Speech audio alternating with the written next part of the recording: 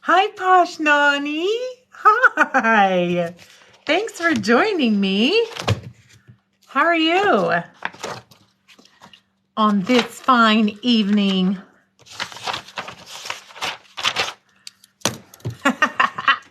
Good to see you. Yay. Yay. I'm not alone. I'm going to have to, it's going to take me a minute to get used to this. It's my, let's see.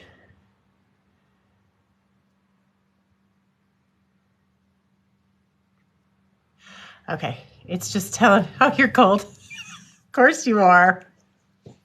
In the tundra, are ya? In the tundra. Trying to see how I know. I think it's just you and me, girl. Just you and me. How's everything look? Do I look professional? I got my little notepad if I need to take notes.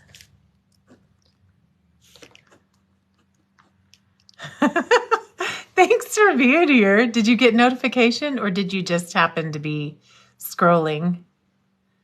Oh, you're so sweet.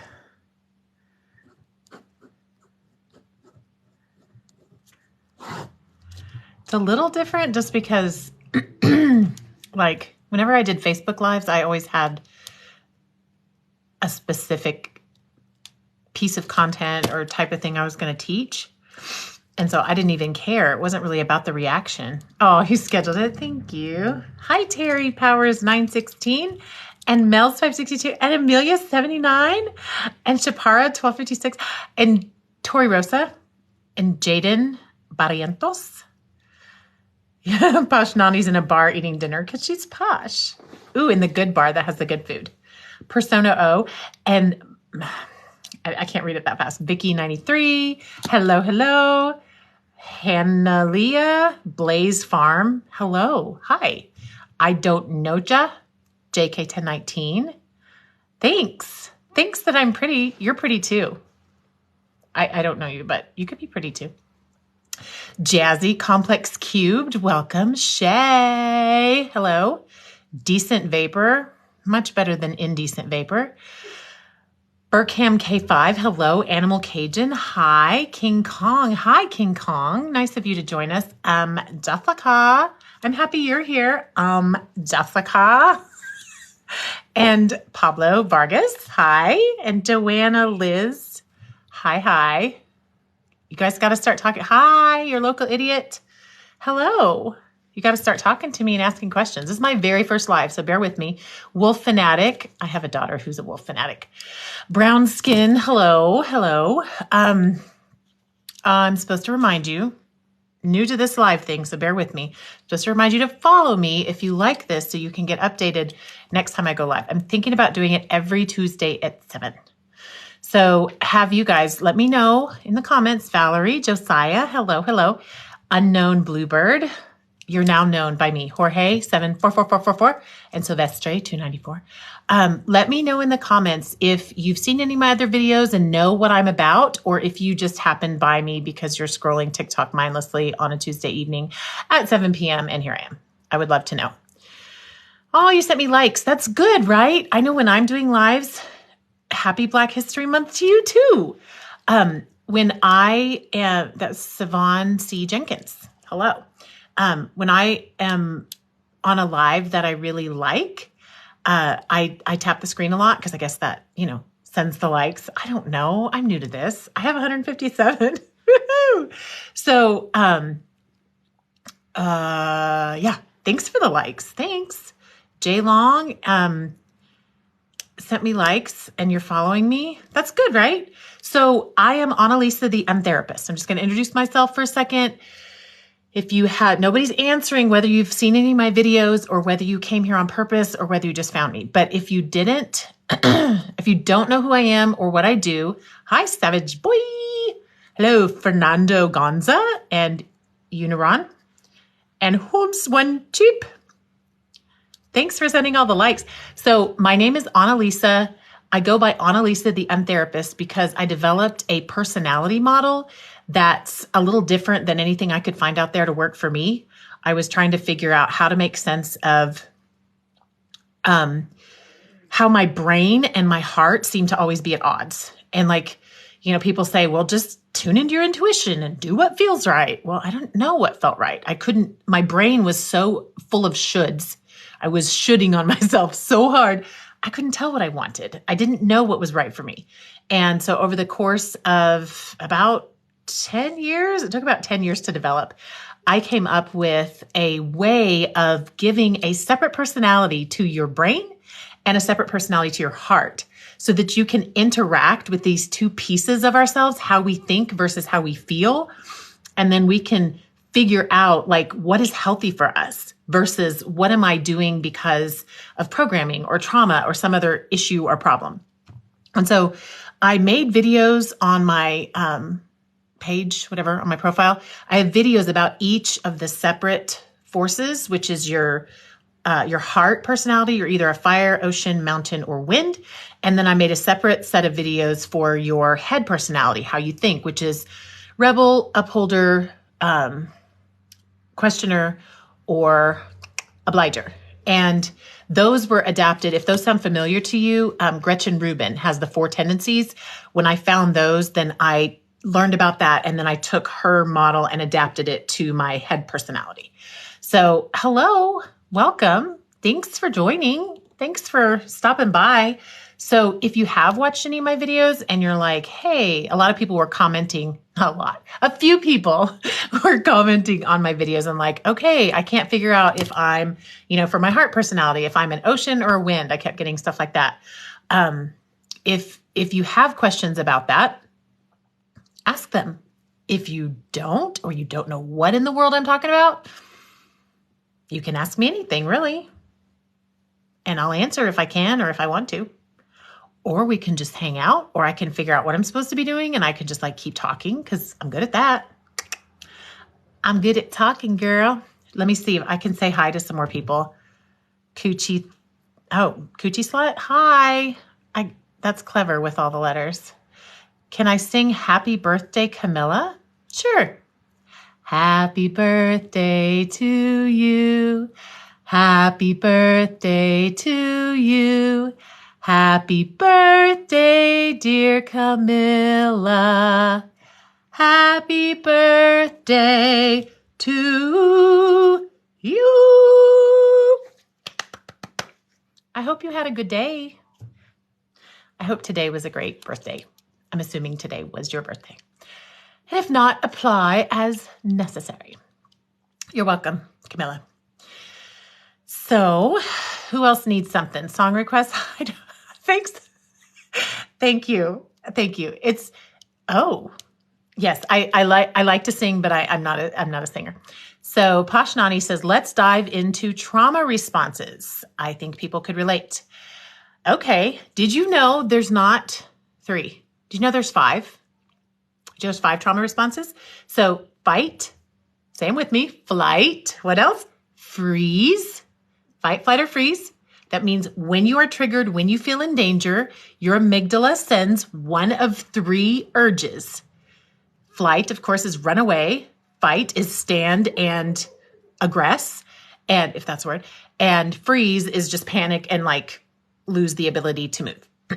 Then there's fawning, which has come to light a lot more recently, which is the desire to people please your way out of the trauma. So you're triggered. All of a sudden, in order to resolve that trigger, you start doing whatever. Oh, let's back up. What is an amygdala? So the amygdala is part of what we call the reptilian brain. It's toward the base in the back of the brainstem, one of the first parts of the brain to develop. And it is in charge of activating us when we are in danger. So they talk about it as the reptilian part of the brain because it's like, they talk about like, if you're in a forest, if you're in a forest and a bear happens across your path, the amygdala is going to take over control of your brain, your body, your emotions, and everything. And it's going to shut everything down except for the survival modes that are needed. And what happens when we have emotional trauma is that our bodies cannot tell the difference. Our bodies don't know there's not a bear in the road. Our bodies experienced a stressor at work. Our boss yelled at us. Well, as far as our brain is concerned, there's a bear chasing us. And so all of a sudden we have this trauma response that 100% hijacks our ability to think clearly. So if you've ever had this happen where you're like, why was I so dumb? Or why didn't I know what to say? Or how come I couldn't function in that moment? It's just that your amygdala was in charge. It's super important for when we're in danger. The problem nowadays is that so much of the time our danger is strictly emotionally based, which doesn't make it any less powerful. It just makes it really hard to function. So part of Untherapy is learning how to talk ourselves down and get that amygdala back into a place of regulation where now we can re-engage our thoughts and our logic and our feelings in a supportive way, and we can continue forward. So fight, flight, or freeze are the three that we typically think of. Fawning is a legitimate trauma response where we feel the trauma, we feel the attack. Let's say the boss yells at us, and then we people please, we fawn.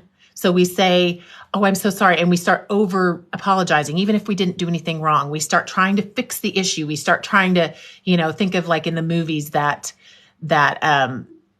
character that's like the helper who's spilling the coffee because they're trying so hard all over themselves.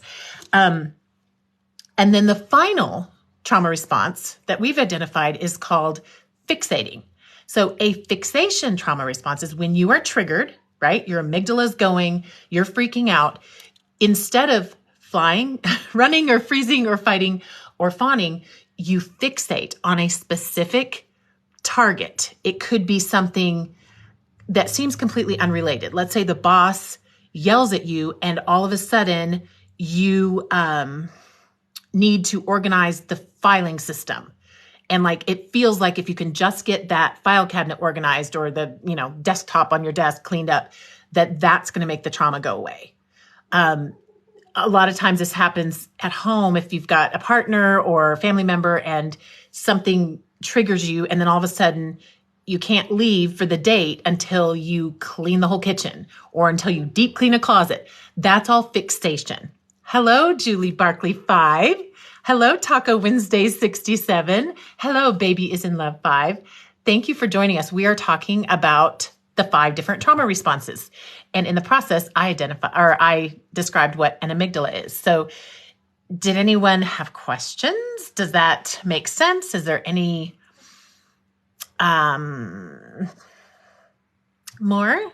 What else do I talk about? Anyone else need me to sing them happy birthday? Pyro Fairy, hi. Nice to see you. Welcome. What else? What else do you wonder about? I know my specialties are personality, self-awareness, relationships, authentic connection, vulnerability, trauma, unsupportive childhood programming, those types of things, just a few of the things. What else? Can I roll these back? How did I get into this stuff? Great question, Pashnani. Thank you for that question. So I was raised in a bubble of lack of emotional awareness. So I was in one of those old-fashioned families where we didn't ever talk about what was really wrong. We didn't ever share our feelings. We didn't ever have hard conversations. If somebody hurt somebody's feelings, we just kind of went into our separate corners until everything resolved and everybody just stuffed it down enough so that we'd get over it. And so I didn't really, when I got out on my own, I left the house, left home at like 17. And then I went to college and I didn't have any relational skills, like zero. So I met this guy at church and we kind of, I don't know, believed in the same things-ish. And he kind of was familiar as far as what he was to me. And I felt like he probably needed me and maybe I could fix him. And so, of course, I married him. And it was awful. It got really ugly at the end. It was very abusive and I was miserable. So he ended up having an affair with a woman and he left me for her. And then her husband was like, what do we have here? And so he and I got together, long story short. And because our relationship was so easy and so beautiful and so straightforward, I was really nervous because I don't know if you can relate at all, but sometimes when your whole life, like the first 30 years of your life have been lived waiting for the other shoe to drop and fixing other people's problems that weren't really yours to fix and being codependent and being in a constant state of trigger and trauma and pain and fear, then when things are going like super awesome, it's terrifying because now I got something I don't even want to lose, but I don't even know how I got it. And I sure don't know how to keep it. And so I started getting really fascinated about personality because I thought, well, maybe this new husband is just a much more compatible personality with me. Maybe the old husband was just a really awful match. And I started looking into all these different personality models and it just never quite fit. And I didn't know why. I learned later it was my trauma showing. So I would take these quizzes and then I'd be all over the map. I would score like, man, Myers-Briggs was the worst. Every time I took a Myers-Briggs test, I would be 4 different letters. And I'm like, what do the letters mean? And I'd get more frustrated because to me, a personality test was going to give me answers and show me who I was and help me find the answers to why this is going so well and how to make sure it stays going well. Because I was loving this new marriage.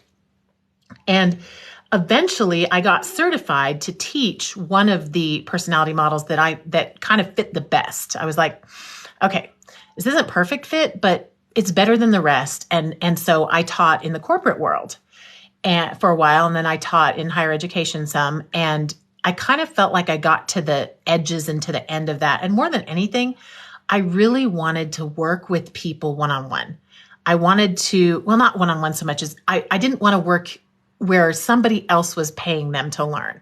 So when I was working at a university, they were hiring me and then I was teaching and then I got my paycheck from them. And in the corporate world, of course, the company hired me and they were trying to, get more out of their workers, as you do.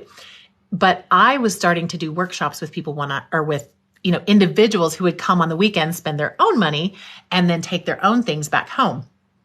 And over the course of that, it morphed into therapy. I realized why I could never find myself accurately in all these different other personality models was because nobody was adjusting for trauma. And I started to see this repeat as a pattern in lots of other people. So they would take a quiz at work and score way differently than if they took it at home or with friends at a party. Like it was just different because they were relating to different parts of themselves. And so I eventually got the 2-part model, a separate personality for how you think, for how your brain organizes thoughts, and then a different one for how your heart processes feelings. And for me, what happened when I got that figured out is it dialed in who I really was. And then the self-awareness that I was able to experience gave me that sense of well-being and stability inside my relationship, which was what I was looking for all along. And then as I started sharing it with people, it was like the light bulbs came on. And so I have been sharing that now I've had it in its form that it's in for maybe 4 or 5 years. And then in 2020, I wrote that book back there, The Untherapist, and kind of explained my story and how it came to be and all of the things. And it's on Amazon.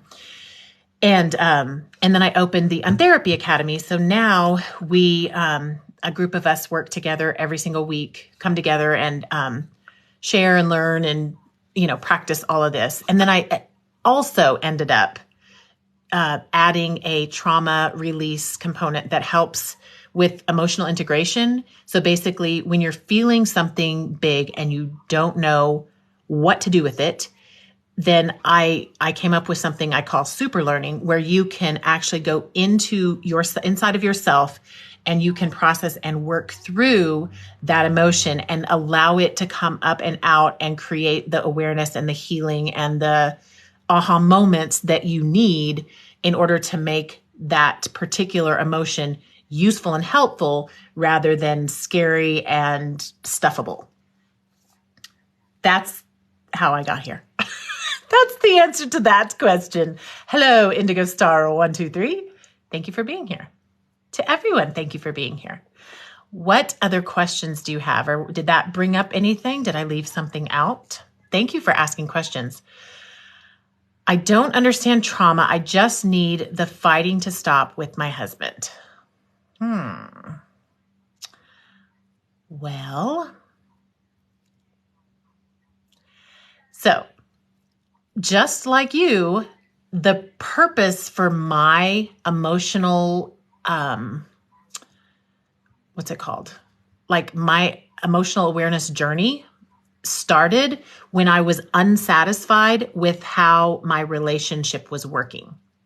So if you're at a place and you're like, I don't even know, it's not my fault, or I don't know where trauma exists. Maybe we both have it, maybe neither, probably him, probably not me, how we think. I will say we all have trauma. So if me saying that triggers you, congratulations, you have trauma. That's a little self-test. So the reality is, if your end game is, I need the fighting to stop, I need us to have peace in our home, I can tell you it has to start with you. You cannot change the other person. So when someone comes to me with a question like that, I can only work with them. So for instance, if you came to me, we could figure out how your head works, how your thoughts are logically organized. We could figure out how your heart works, how your feelings are processed. We could figure that out about your husband as well. And if we knew both of those things, then I could tell you a lot of information about how naturally, not knowing your trauma, I could tell you a lot about how you naturally fit together and how you naturally clash. For instance, I'm a wind. So if I'm married to another wind, which is a huge help, because we both feel good when we're flowing and moving and just kind of doing our own thing. I was previously married to an ocean. Oceans feel with this really intense, deep, meaningful, sort of weighted kind of emotional response to things.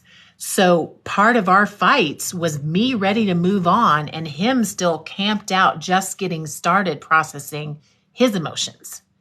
So I could, if I knew your force and tendency, your personality for your head and your heart, and I knew his, I could probably help you understand and explain where some of those fights are coming from or why they're happening. Again, not knowing your trauma history, the other thing I could do with that is we could talk about when you trigger, what your triggers might look like. It's completely normal to have no idea what your triggers look like, but to be very quick for it to be very easy for you to see the triggers in somebody else, particularly your partner. Oh, yep, he's triggering. I know exactly what he's doing. Now he's in fight mode because his amygdala took over and now he wants to fight. But usually we're also at that point triggered.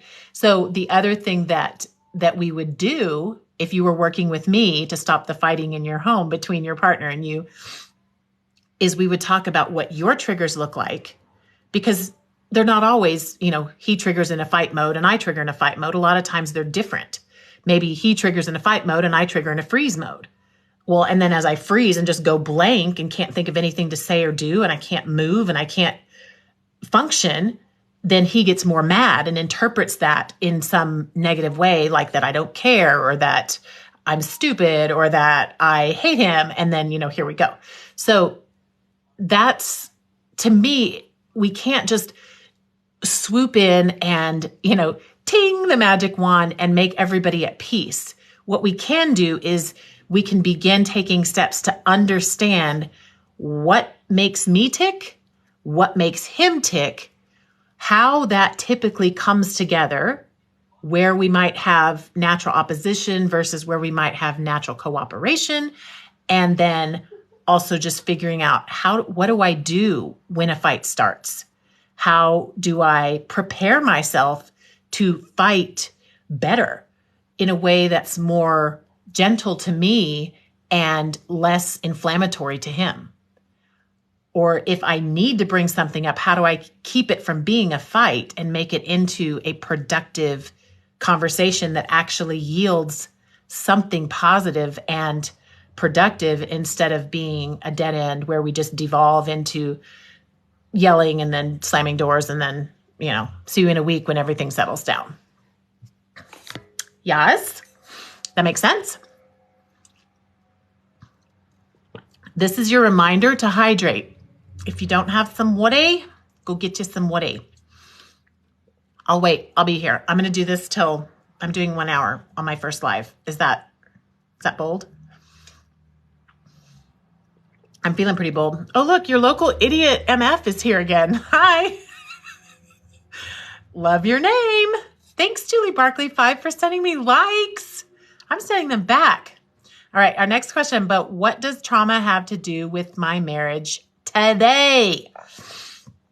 Gosh, you know what? Everything. What we don't realize before we really educate ourselves on this and understand is that especially early childhood trauma, which we all have, at least a little. Some of us have a lot. It informs our entire perspective toward the world. It's the lenses on the glasses through which we see all things. So obviously, because we see everything through these lenses, we don't realize that it's not normal. And everyone else has their own set of very specific lenses that were informed by their own childhood trauma and the subsequent traumas as well, which normally reinforce those core traumas. So that's why it not only affects your marriage, it affects everything about your life. Everything you do, everything you think, everything you speak to yourself and others. Trauma is such a big, scary word sometimes when we say it and we just think, I don't want anything to do with this. And I remember feeling that way when I first learned about trauma. And I mean, now, 12 years, 13 years in, I say it like I say cereal. Like it's just, the word has no hooks to it to me anymore because I understand it. And so if that word is so triggering, or the idea that you would have traumas that are, especially from way back in the day, that are so integrated into your life that they would still be affecting you, the only thing I think I could say to try to make that a little less bitter is it's everyone. It's ubiquitous. Trauma is everywhere. We all have it. And it's not as hard to heal from as we used to think. There are so many really amazing protocols that can help.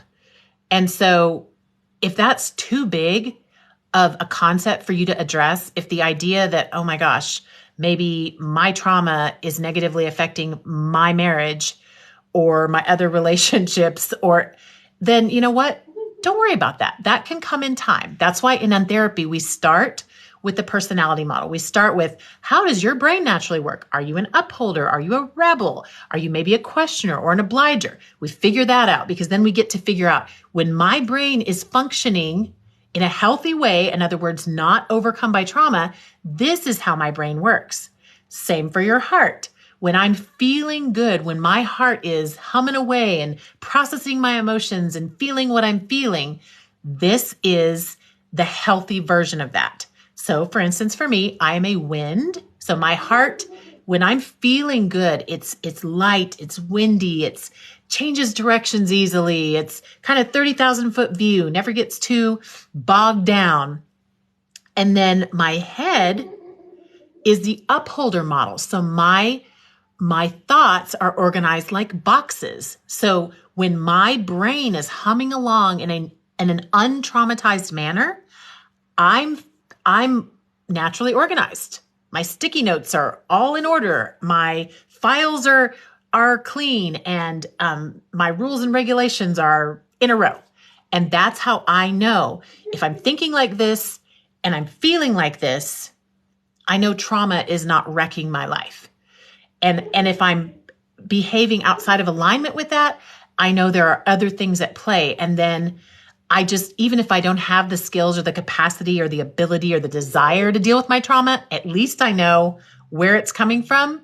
And then hopefully I can find a way to help fix that when I'm ready. So why the long face? Why the long face there, Pashnani? Why this one? Eek. What do we got? Does that make sense? You following? What else? What can I tell you?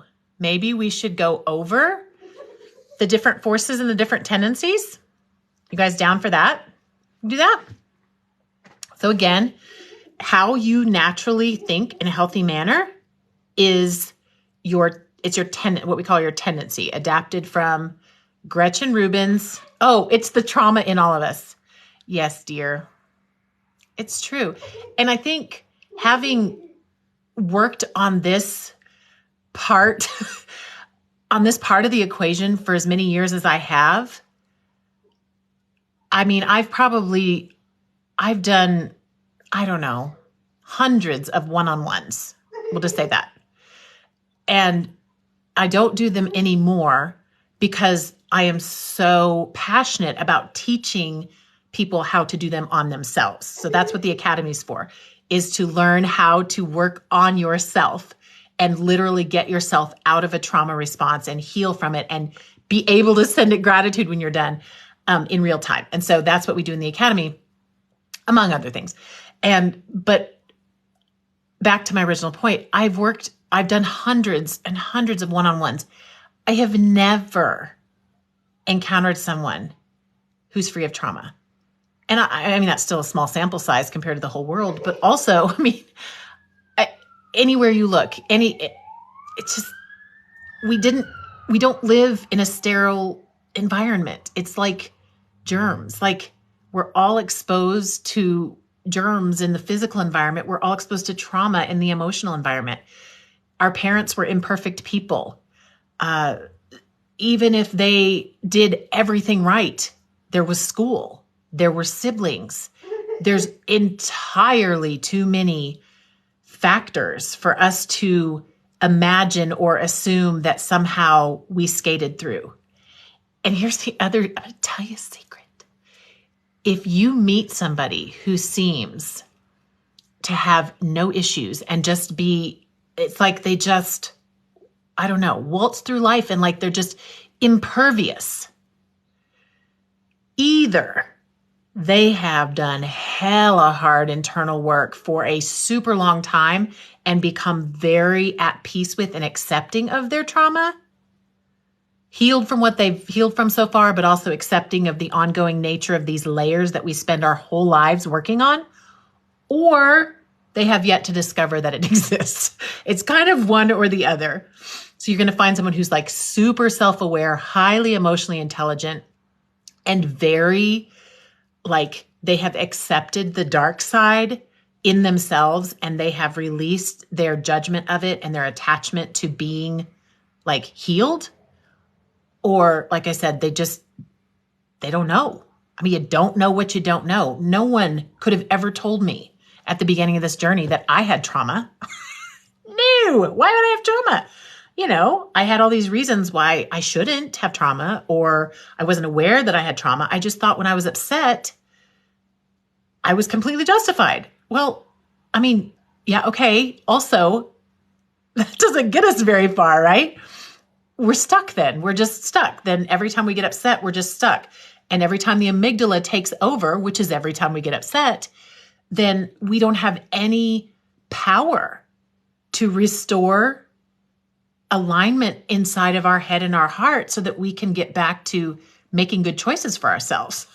Because when your amygdala is hijacking you, you are metaphorically just looking for the nearest tree to climb up to get away from the bear, which isn't always the best option, when maybe the better thing to do would be to stand your ground and say something difficult but important to your spouse. But you can't because trauma, because maybe programming when you were 3 years old and the first time you spoke up to your dad, you got smacked and that was it. You're like, got it. File that one away. Got it. So this is a fun live. Everybody got trauma. I should probably make a fun little song. I don't want you to think that, gosh, it's going to make me sound not relatable probably. It's probably not what these lives are for. I want to be relatable. I guess more than anything, I want you to believe that you can fix your own trauma. I'm not saying there aren't moments, especially when you're really digging in or you're first like becoming aware of how this is affecting you.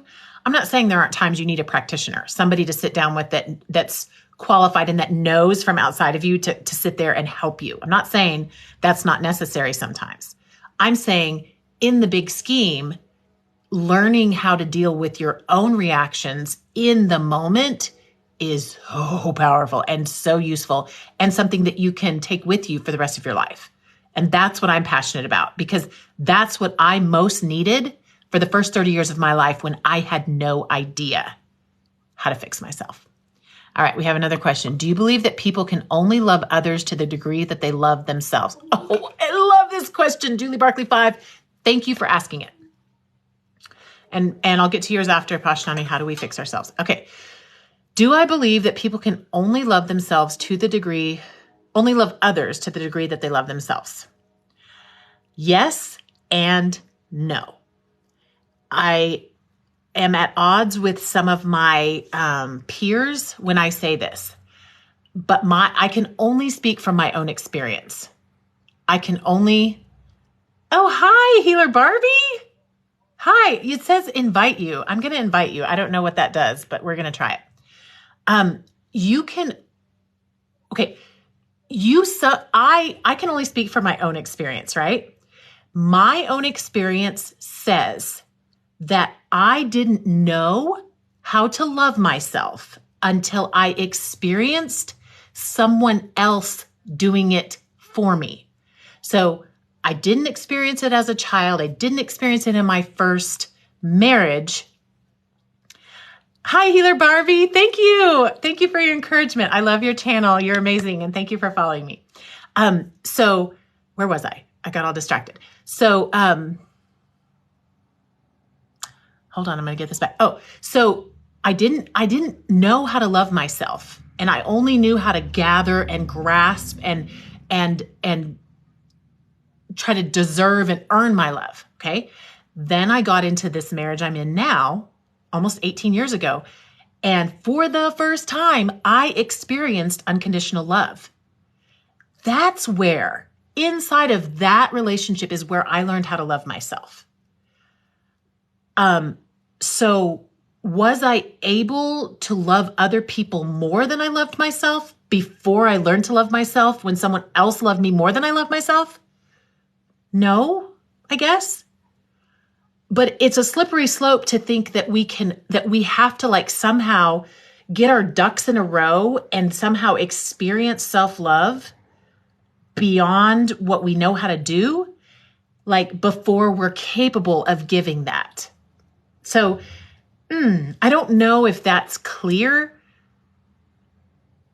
I think in some ways it's almost, for me, I'm not saying that this is the same for you. I don't want to put it on you, but it's not necessarily the right question for me.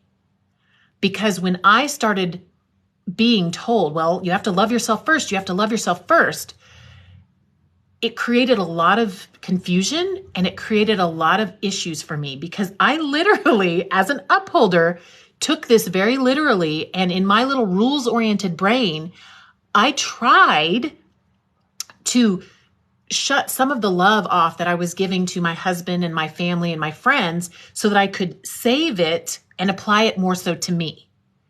Okay, not how love works, spoiler alert. But before I really understood the vast capacity and the unlimited access to divine love that we have, before I was fully plugged into that and receiving and remembering from some ancient place in my soul that I had more than enough and I could never run out, I didn't know how to freely give it to myself without also having someone else to practice giving it to.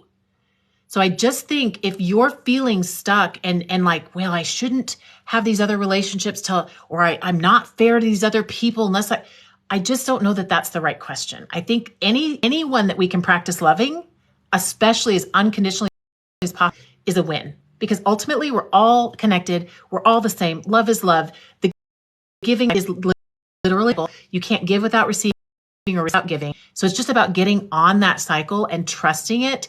And then the rest will heal over time.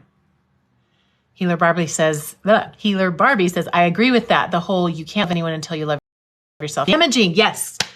100% agree. And again, I know for some people that might be very helpful, but I want to also make this that within the like self-improvement and spiritual world and all of these, even for personalities and stuff, there are a lot of little isms that have become accepted as truth.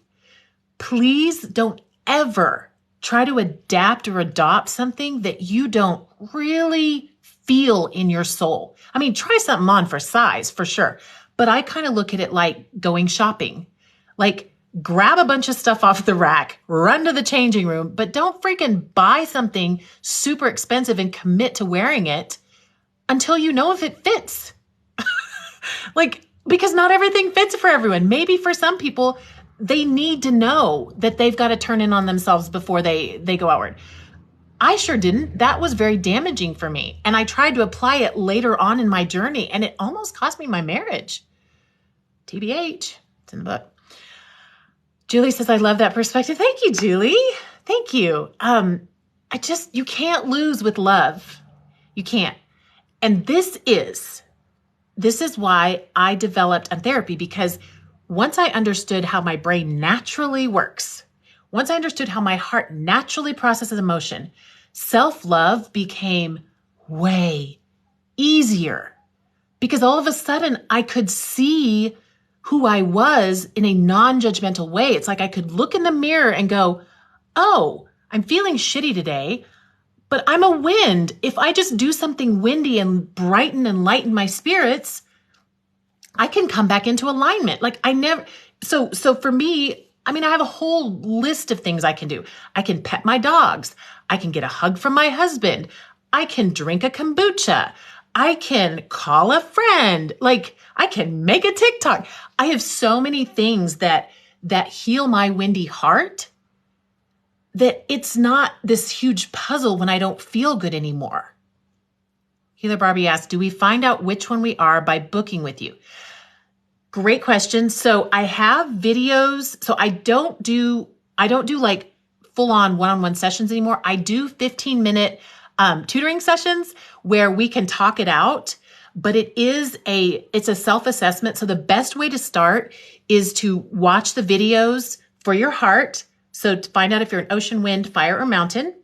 and then watch the 4 videos I made about the tendencies, which is how your brain thinks, which is obliger, rebel, upholder, or questioner, and try to find yourself in there first. And then, yes, feel free to book a 15-minute session and we'll kind of get that all straightened out as best we can. The reason we do self-assessment as opposed to doing like some sort of online quiz or something is trauma, is because when we're taking these quizzes, we're trying to think, we can't separate it. How should I respond to this? Or what do I think? Or is it this or is it that? And there's too many nuances. You are 100% unique. So I've never successfully in all of my attempts found an easy, answer these 32 questions and I'll tell you everything about you. No, but I will tell you when you find yourself, when you say, oh my God, I'm a mountain. Oh, then I can talk about you all day long. And you're going to be like, get out of my head, quit spying on me through my bedroom window. But because I know the concept of how mountains feel. Does that make sense? So I have, trying to think how to get you to that tutoring session. I guess I'm gonna have to put that on a little link tree in my bio. This is the part of what I learned on my first TikTok. But you can go to theuntherapist.com and gosh, it's somewhere in there. I don't even know where I've hit it, or you can just DM me and we'll figure it out that way. But, so this is, okay. So back to self-love. So if you're trying to love yourself because you want to be able to love other people better, then the more you can find yourself in a practical way, the more you have sort of just a neutral model, a non-judgmental model that says, oh, I'm a wind. Okay, great. Well, that means this and this and this is going to work, and it will work. Not when you're triggered in trauma, but all the other times. Oh, this is the way my brain works. And if you have a lot of trauma and a lot of layers and a lot of self-hatred and a lot of shame, it might take a few tries. It took me a few tries and I freaking came up with this thing. It took me almost 10 years to actually find myself. Most people don't have that much difficulty, but some do. And the great thing about it is as you are asking those questions and as you are discovering and as you're peeling off the layers, you are able to take these little steps toward yourself, turning back into a positive relationship with yourself. Because we weren't born hating ourselves. We weren't born rejecting ourselves or running to everybody else for love. We knew we were the shit. We knew we were the queen of the world and everybody needed to wait on us. I mean, as we get older, obviously it's a great idea to become self-sufficient and independent, well, interdependent. At the same time, rediscovering our power and the magnitude of our ability to love. And I mean, it's everything. It makes every day a complete pick your own adventure, which, I mean, why else do we want to be here if we are not having an epic adventure? Why? How do we life without that perspective? It's hard. I did it. It's hard. So true in our head. Yeah. Yeah. That's where we get stuck.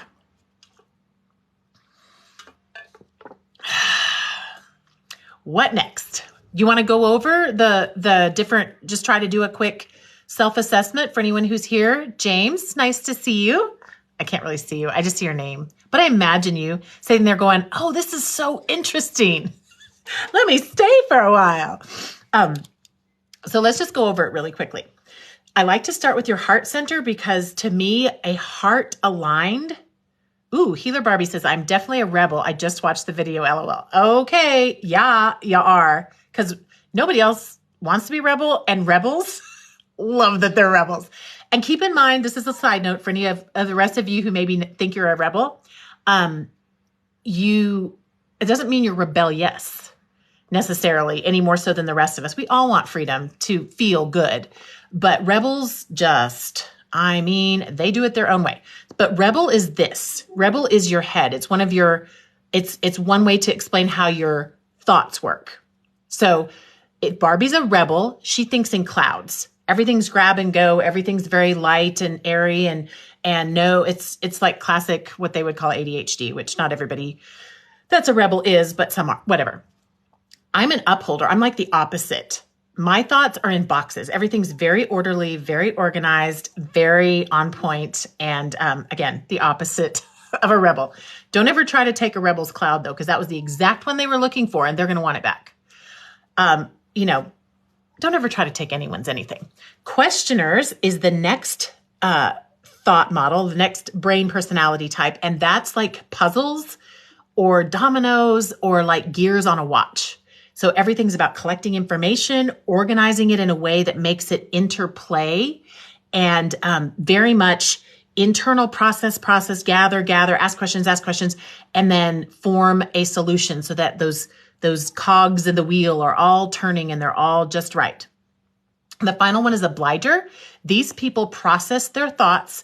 They think in a 5-star review. If they're healthy, they're getting the 5-star review for themselves. They're circling it back into themselves. If they're unhealthy, there could be a chance that goes codependent and they're looking for that from everyone else, just like we all do. So the other part of this, the other half of this is our feeling center, which again, I like to start with the feeling center because we really aligning our lives with our hearts is everything. If you know anything about the chakra system, the heart's right in the middle. It joins this upper chakra with all the spiritual kind of up and up things with that grounded base and sacral and all those chakras.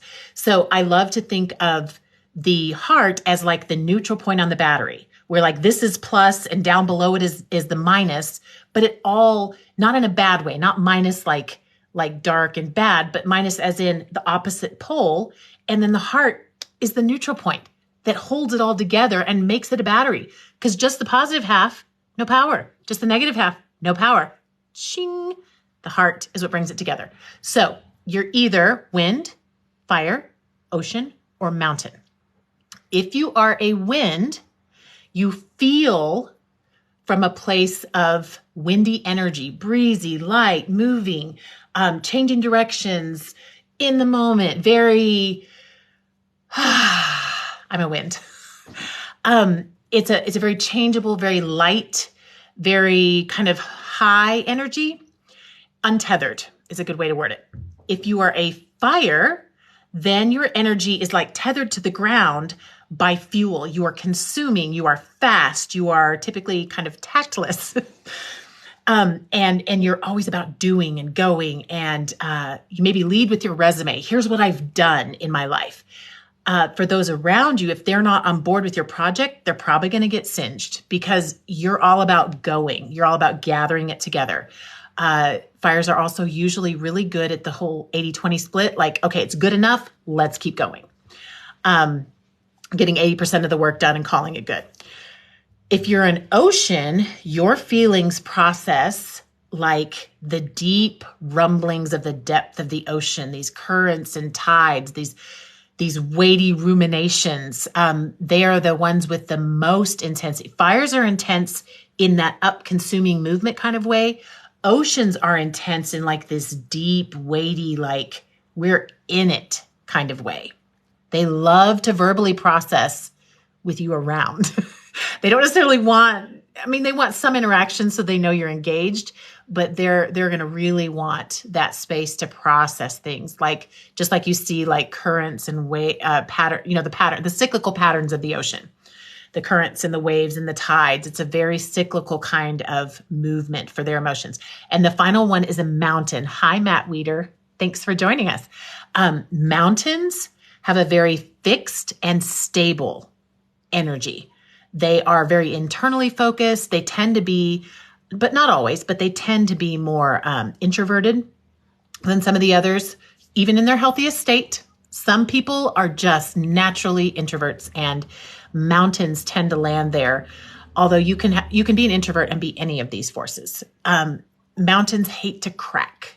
They don't want to expose their soft underbelly when they didn't plan to. So you're going to find with mountains, they feel best when they have this steady foundation, when they have the calm They have the internal sort of a linear processing, very black and white. They're usually going to be very clear about how they think about things or what they believe or how they feel. Since we're in the heart center here, we talk about feelings. But they won't always expose that, especially if they feel like that's somehow going to expose them or make them crack.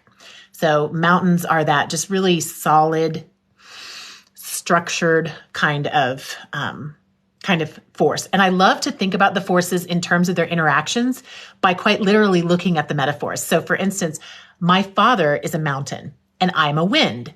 So when I was young, if I was trying to interact with him, hi, Tequila Tom, welcome. If I was trying to interact with my mountain father as a wind, if I gathered all my energy and I'm like, okay, we're going to blow this house down, I would come at him. And what happens when the wind comes at the mountain? It might ruffle a few trees, but it's going to split and go around. So I literally, as a child, whenever I tried to interact with my father in a meaningful, important way, I felt dissipated. Like literally, if I'd have known the word, I would have said, I feel dissipated when I try to interact with him. When my husband and I, both winds, when we interact, we typically sort of lighten each other up. We can get to going and we're just like way up here and we're just flowing and floating. And it's just so easy because we understand. So someone with the same tendency, the same way of thinking or the same way of feeling as you, there's going to be a natural language there that doesn't even need explanation. Hello, Jose Robles. Welcome. So what if a fire and a wind are interacting? Well, again, the wind is like fueling that fire, right? More oxygen, like woo, woo, woo. What if an ocean and a fire are interacting? This is the most intense. Again, if they don't understand, even if they're on the same page and working on the same project and heading the same direction, it can be problematic because those two energies are doing very different things. So you can see where that's going to take a little bit more emotional intelligence, a little bit more awareness. And you can start to, once you kind of get the hang and the gist of how this works, you can start to look at your close relationships and your past relationships and some of the people in your family and the people that give you the most trouble or that seem to be the easiest for you. And then you can look at those and you can go, oh, okay. So I'm over here, say for instance, my son, my youngest son is a mountain. He's an adult now, but when he was young, and there's a bunch of winds in our family, big old family, and we would be, wound up and all talking over each other, and there's all this high energy and bouncy, and he would like dissolve into the background, and it was like he'd get these big eyes and he would like shut down. Well, it turns out he was a mountain because that energy was exhausting for him and he couldn't get a word in edgewise, not that he even would have, because most of his words were internal. He knew he was okay. He knew how he felt, but it was exhausting to be in that really high windy energy all the time. So finding out he was a mountain, I then made a point after I knew to take time just one-on-one with him. And I learned to put big pauses, huge pause breaks in my conversation to stop talking, because I have the ability to talk without break. I think I breathe in as I'm talking out, just about, as you can probably tell. And so I felt like a gap or a silence in the conversation was like a failure on my part to keep it rolling. And I learned with mountains that space is necessary. It is vital. If you are going to get along with a mountain, you have got to learn to be quiet and just let there be silence in the conversation. They're not like slow pace necessarily. I would say the slowest pace is probably the ocean because they're moving all of that emotional energy at the same time. Mountains aren't necessarily slow paced, but they like to have lots of spaces, lots of quiet, lots of calm. So if I'm bringing my frenetic energy and I'm rolling over, well, it's not like I'm rolling them over. They're just going to disappear. They're just going to go away. And they can do that without ever leaving the room. They can just get that vacant stare and you've lost them. So learning what mountains do and how they behave and how they feel good, boy, that really helped. Wow, this is fascinating. I love that's the purpose of the types is to better manage and understand. Yeah, everything is about finding ourselves, because here's the thing, and then finding others. Okay, self-awareness and others' awareness. And I feel like that question we had earlier about can we love someone else if we don't fully love ourselves first? I feel like it's a self-awareness, others' awareness conundrum. Do I have to become completely self-aware and enlightened before I can understand and be aware of others? The answer is no. I started by trying to figure out what my husband was because I got along with him so well. Then I tried to figure out what my ex-husband was because I didn't get along with him at all.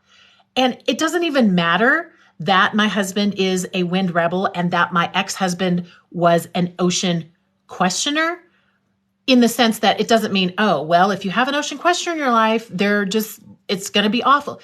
That wasn't the point. The point is if I had no self-awareness and no others' awareness in that marriage. So that was the problem on my side of the equation. Whereas in the present marriage, we both are winds, our hearts align without any issue. Oh yeah. I'll say that in a second, Nani, Posh Nani. But our brains work so differently. I'm an upholder. He's a rebel. So he's constantly cloud, grab, go, whatever. I'm an upholder. I'm like, what's the plan? What are the steps? What's our to-do list? What's next week look like? What's our 10-year plan? How are we going to execute this? Let's get a system together. Let's get a manual. He doesn't have any of that. He is allergic to all of it. I'm his third wife. He married all upholders. Hilarious. Not all at the same time. He first married a mountain upholder. Then he married an ocean upholder. He got it right the third time. He needed that windiness, but he needed an upholder. He needed somebody to help temper that in a very lighthearted way because he's completely allergic to control. Pajnani says, I'm just not going to compete with being interrupted. Okay, so I happen to know her personally. She is a mountain. So again, if somebody is over talking her or making a point that is disregarding her point or her presence, she's out. Then you lose that connection. Then you just don't get to have her as part of the conversation. And that's your loss. It really is. I know her personally. Look at me now. 151 says, Wonder Woman, you found me. You found Wonder Woman. Wonder Woman is super into personalities and helping people connect with each other better and understand themselves and love themselves and release trauma and heal from old programming and love their inner child. That's what Wonder Woman is up to. After she did save the world. Now she's saving the emotional world like this. It's already 8:00. That was one of the most fun hours of my life. Thank you to all of you. See, I'm an upholder, so 7 to 8, right? So now we're done. If there's any, thank you. Thank you for the compliments. Thank you for the feedback. Thank you for the questions. I think it's possible. And thank you, Healer Barbie. Thank you, Pashanani and Julie Barkley 5. Thank you, everyone. I think I can post this on YouTube. So if there was something about this you want to re-listen to, I think I can do that. I'm still pretty new to TikTok, so I don't know all the functionality. And I don't think my account has all the functionality yet because I don't think I'm popular enough for TikTok. It's fine. So, but I love myself now, so it's okay. All right. I love you all. I do. I really do. That's true because I love myself. And I also have a lot of great people in my life who love me, so that helps. And I plan on being here next Tuesday night at 7 as well. So if you didn't catch something, ask me a question, comment on one of my videos. I'm going to keep those going. In fact, this week I'm going to work on making the combination videos so that you can zero in. You can zero in and find your head and heart combo and then watch a video specific to you with that. All right. Thank you, everyone. See ya. Bye.